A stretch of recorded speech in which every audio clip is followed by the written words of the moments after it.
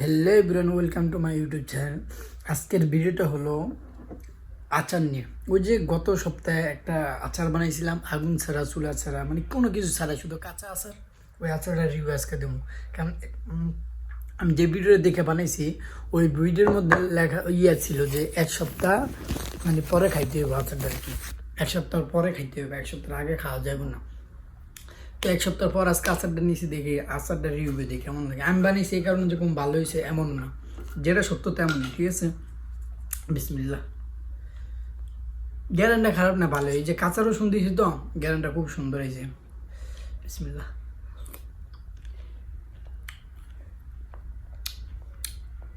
একে বেশি ভালো এমন না, একে বেশি খারাপ এমন না, চলে।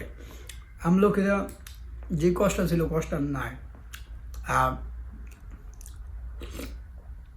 এই যে যেই টকটা, মানে যে পানিটা লাগে, এটা মনে করেন অনেক মজা হয়েছে টকটা।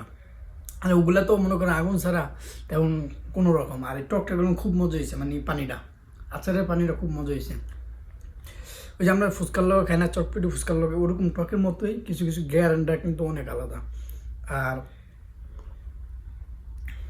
আর ইটা যে কি জানি আমলকিটা পুরো স্বাদ হয়ে গেছে।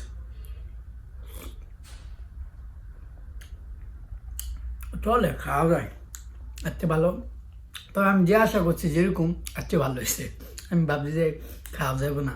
আমি একটা ভিডিও দিকে বানিয়েছিলাম তো, ভেজাল আগুন টাগুন দিয়ে অনেক কিছু দিয়ে বানাইলে ভেজাল, তো ভাবলাম কেন সহজভাবে বানা যায়।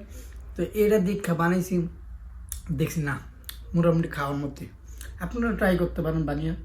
আমি আগের ভিডিওটা দেখতে পারেন যেভাবে আমি বানিয়েছি, তবে সত্যি সুস্বাদু হয়েছে।